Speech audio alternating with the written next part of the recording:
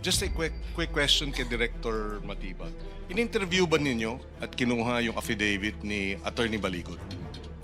Yung pong 18 Marines po, 18 na kargador, in-interview po namin isa-isa. Hindi, si Attorney Baligot. Hindi po kasi hindi naman po siya subject doon. Actually, gusto na siya interviewin siya, si Mike Defensor, ayaw nila eh. Hindi, kasi wala po kasi kaming contempt power or to force them. kung na-monitor nyo yung hearing dito, o yung bogus na hearing, Yes. siya ang nagpapaliwanag. Tama. Siya yung nagsasalita on behalf of Opo. Di ba? Tama po, nagtataka nga po ako kasi... Sa ganun ba, pag siya ang nagpapaliwanag, ano yun, hearsay? Well, ang nangyari na nga po niyan, it validates and strengthens the findings of NBI na mukhang kinoach na tinuro. Kasi ganito po yan, in-approach niya yung 18, actually 26 nga po nung una yan, naging 18, tapos in-house niya mula November hanggang February, at siya ho yung nagsulat nung joint affidavit. At tama po, Mr. Chairman, nagtataka nga ako, medyo marami-rami na rin po nga akong na-attend naman na committee hearing na kung saan ang abogado sa likod pinapaupo at bihirang-bihirang pagsalita. Yun po yung ipinagtataka ko, bakit si Attorney Balicod ang nagsasalita. Baka mas mabuti po para sa akin, gumawa na rin po siya ng sarili niyang affidavit at siya na po mismo ang magreklamo base sa kanya mga narinig. Yun lang ang tanong ko actually, kasi nga, yun nakita ko sa mismong, and you're right, it's and for the record, it's a violation of our rules in Senate proceedings when a lawyer speaks and deliberates on the and representing the resource persons, no? So doon maliwanag na hindi dapat nagsasalita yung abogado. Dapat yung resource persons mismo ang nagsasalita. And for the record, we just wanted that clarified. Thank you, Senator Kiko. Is that one quick? Kasi we'll just have to give the floor to individuals who want to ask questions. Go Yes, ahead. Mr. Chair. Go ahead. Isang follow-up question po. Salamat, Mr. Chair. Go ahead. Follow-up question kay Sen. Rafi kanina sa Ombudsman. Sa NBI naman po, meron po bang mapo-point out ang Bureau na inconsistencies sa pagitan ng joint affidavit at yung 5 individual affidavits na pinirmahan, o sa pagitan ng 5 individual affidavits, any inconsistencies po? Yun na nga po, nagbigay na ako ng example mismo nung tinanong si Nabidad at isasabit po namin itong mga aming interview. Tinanong siya kung nag-deliver siya ng maleta, may deliver ba siyang maleta? Ang sagot niya, wala. Pero dun sa kanilang mga joint affidavit, may sinasabi. Mr. Chair, actually, not only the affidavit na sinabit sa Ombudsman, yung po yung pinagbasihan namin, nakita rin po namin yung mga lumabas sa social media na unang affidavit. At saka po yung testimonya po nung nakaraan dito, at nakita na po namin yung mga inconsistencies. In fact, gumawa po kami ng parang diagram dyan. Nakalagay na po dyan, ito yung affidavit dito, ito yung lumabas, at ano yung inconsistencies. That will be part of our submission to the committee, Mr. Chair. All right, thank you, Salamat, Director. Mr. Chair. Thank you. Director of the NBI, maraming salamat. Committee Secretary, are you here? Can you put this on record or send someone from the Blue Ribbon Committee to go upstairs sa office po ni Senator Robin Padilla para to inquire the good senator kung sasamahan niya ba yung 18 bodyguards dito sa Blue Ribbon hearing. Yes, just to put on record para mas maayos po dahil while we're conducting this hearing, ongoing din po yung kanilang press conference po doon sa taas. So might as well, mabuti ho, bumaba na lang ho sila dito para mailahad nila yung gusto nilang sabihin, matanong po natin sila maayos. Unlike ho dito na puro press conference po sila. So Committee Secretary, I'm directing you to send one of your staff or your personnel to invite or to ask Senator Robin Padilla, inquire if they're still interested coming down here sa Blue Ribbon hearing po natin. Para malinaw po on record lahat, hindi po yung bisita po ni Senator Robin Padilla yung 18 bodyguard na yon at si Attorney Baligod at nagbibigay na sa 5th floor, nagbibigay po ng press conference.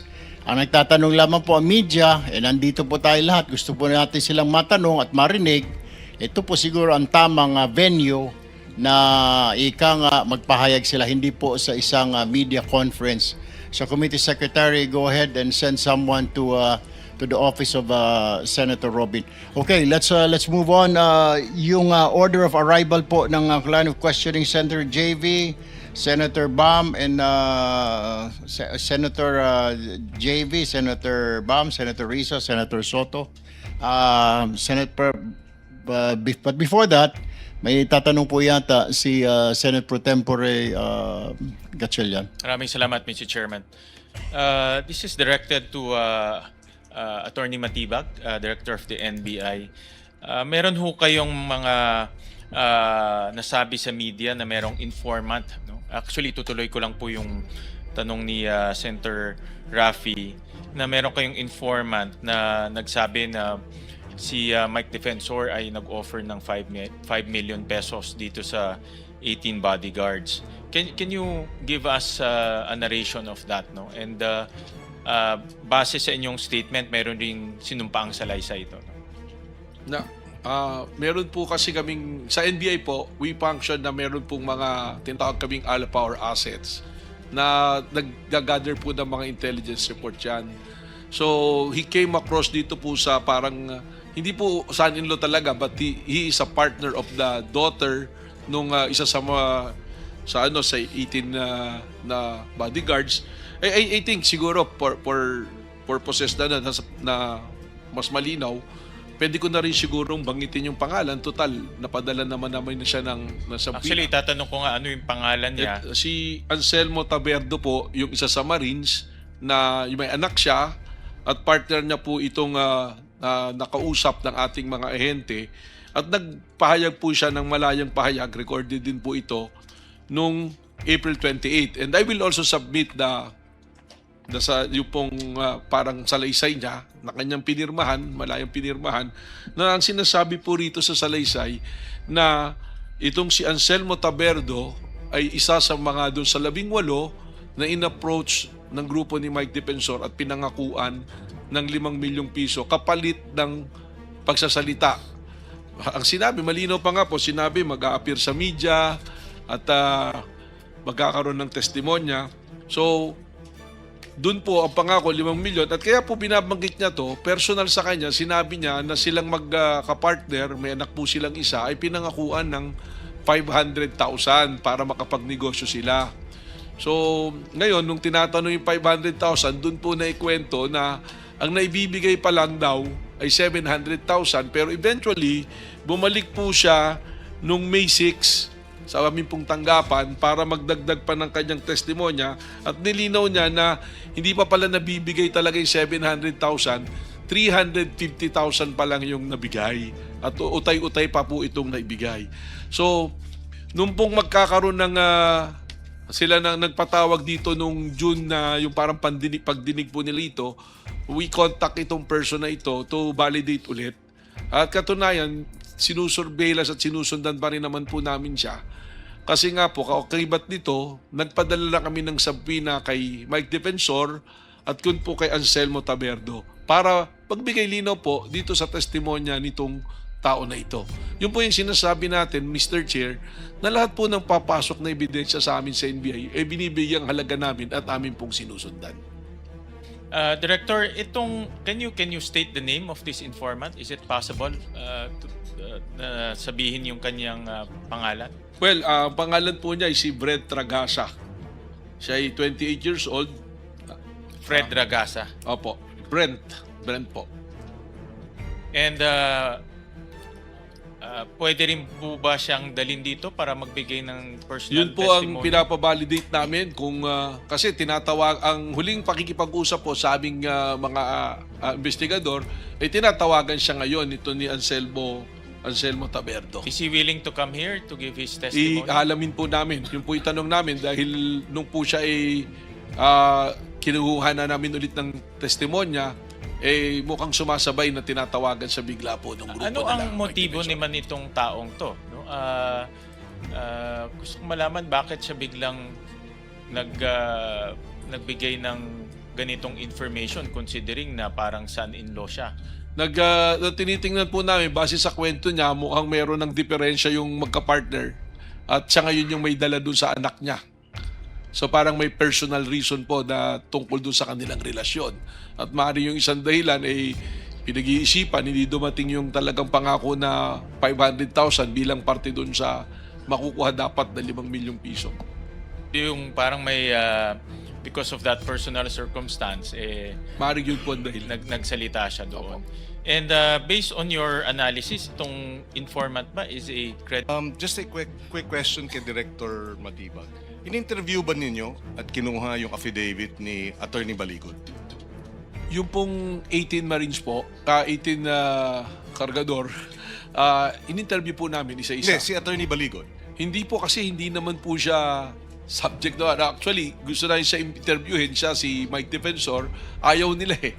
Hindi, kasi Wala po kasi kaming contempt power or to force them. kung na-monitor nyo yung hearing dito, o yung bogus na hearing, Yes. siya ang nagpapaliwanag. Tama. Siya yung nagsasalita on behalf Tama. of the... Opo. Di ba? Tama po, nagtataka nga po ako kasi... sa ganun ba, pag siya ang nagpapaliwanag, ano yun, hearsay? Well, ang nangyari na nga po niyan, it validates and strengthens the findings of NBI na mukhang kinoach na tinuro. Kasi ganito po yan, in-approach niya yung 18, actually 26 nga po nung una yan, naging 18, tapos in-house niya mula November hanggang February, at siya ho yung nagsulat nung joint affidavit. At tama po, Mr. Chairman, nagtataka nga ako, medyo marami-rami na rin po nga akong na-attend naman na committee hearing na kung saan ang abogado sa likod pinapaupo at bihirang-bihirang pagsalita. Yun po yung ipinagtataka ko, bakit si Attorney Balicod ang nagsasalita. Baka mas mabuti po para sa akin, gumawa na rin po siya ng sarili niyang affidavit at siya na po mismo ang magreklamo base sa kanya mga narinig. Yun lang ang tanong ko actually, kasi nga, yun nakita ko, siya mismo, and you're right, it's, and for the record, it's a violation of our rules in Senate proceedings when a lawyer speaks and deliberates on the and representing the resource persons, no? So doon maliwanag na hindi dapat nagsasalita yung abogado. Dapat yung resource persons mismo ang nagsasalita. And for the record, we just wanted that clarified. Thank you, Senator Kiko. Is that one quick? Kasi we'll just have to give the floor to individuals who want to ask questions. Go Yes, ahead. Mr. Chair. Go ahead. Isang follow-up question po. Salamat, Mr. Chair. Go ahead. Follow-up question kay Sen. Rafi kanina sa Ombudsman. Sa NBI naman po, meron po bang mapo-point out ang Bureau na inconsistencies sa pagitan ng joint affidavit at yung 5 individual affidavits na pinirmahan, o sa pagitan ng 5 individual affidavits, any inconsistencies po? Yun na nga po, nagbigay na ako ng example mismo nung tinanong si Nabidad na at isasabit po namin itong mga aming interview. Tinanong siya kung nag-deliver siya ng maleta, may deliver ba siyang maleta? Ang sagot niya, wala. Pero dun sa kanilang mga joint affidavit, may sinasabi.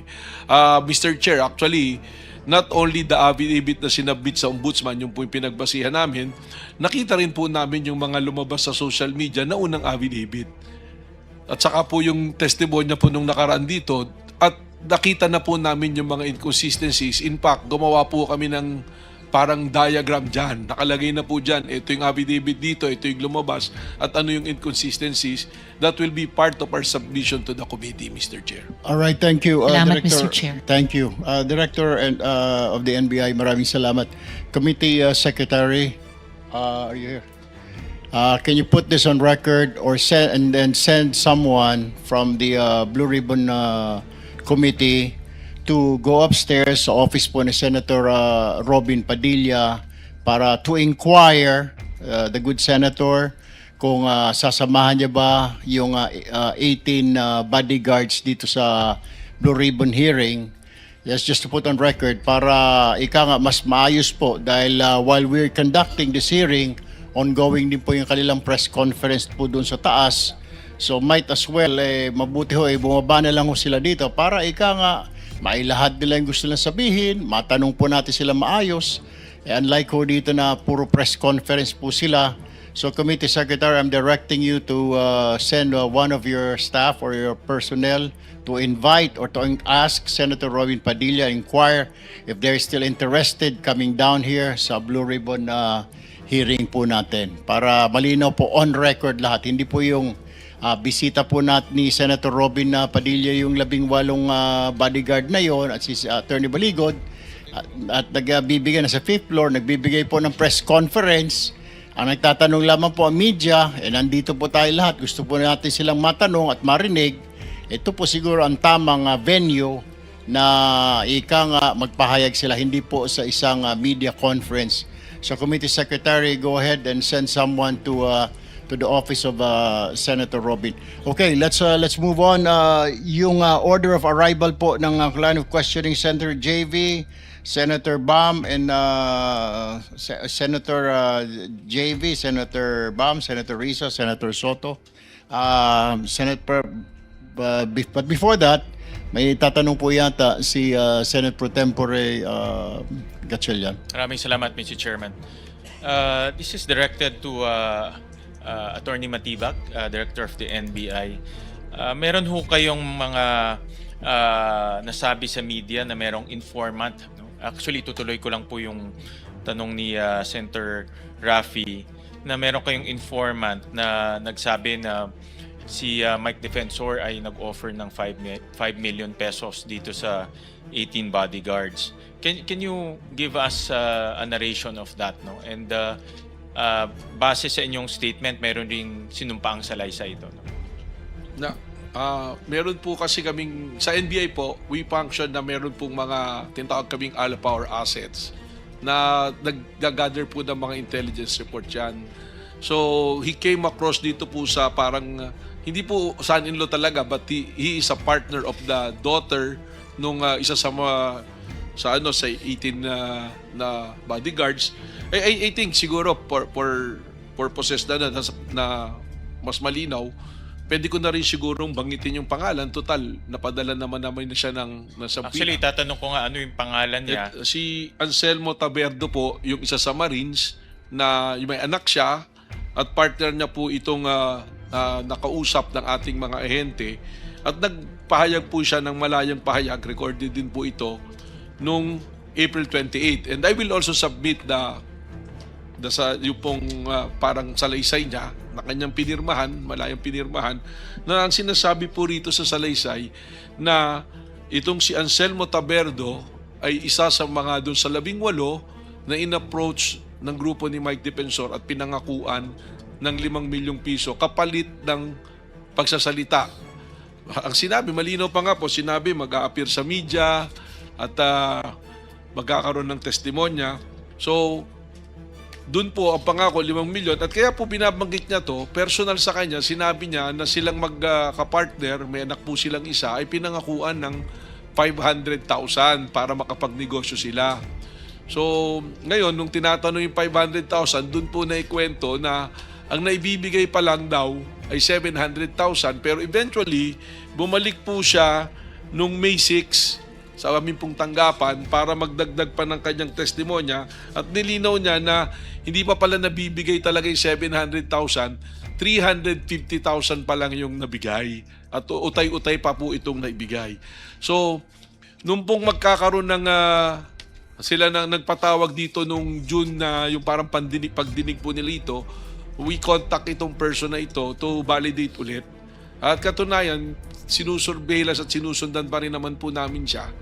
Kasi nga po, kaukibat nito, nagpadala na kami ng subpoena kay Mike Defensor at kun po kay Anselmo Taberdo para magbigay linaw po dito sa testimonya nitong tao na ito.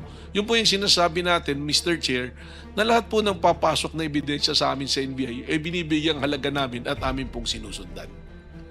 Director, can you state the name of this informant? Is it possible na sabihin yung kanyang pangalan?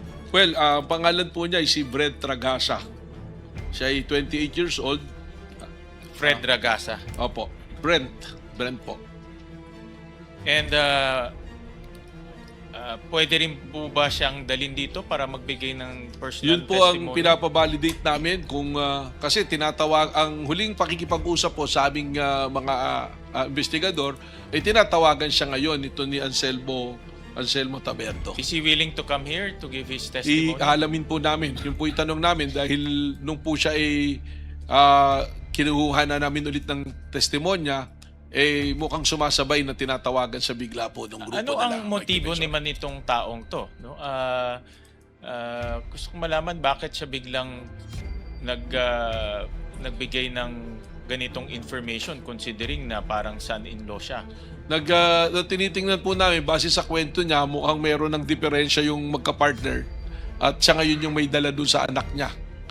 So parang may personal reason po na tungkol dun sa kanilang relasyon. At maaari yung isang dahilan ay pinag-iisipan, hindi dumating yung talagang pangako na 500,000 bilang parte dun sa makukuha dapat na 5 milyong piso. Yung parang may, because of that personal circumstance, Maaari yun po ang dahilan. nagsalita siya doon. And based on your analysis, itong informant ba is a credible witness?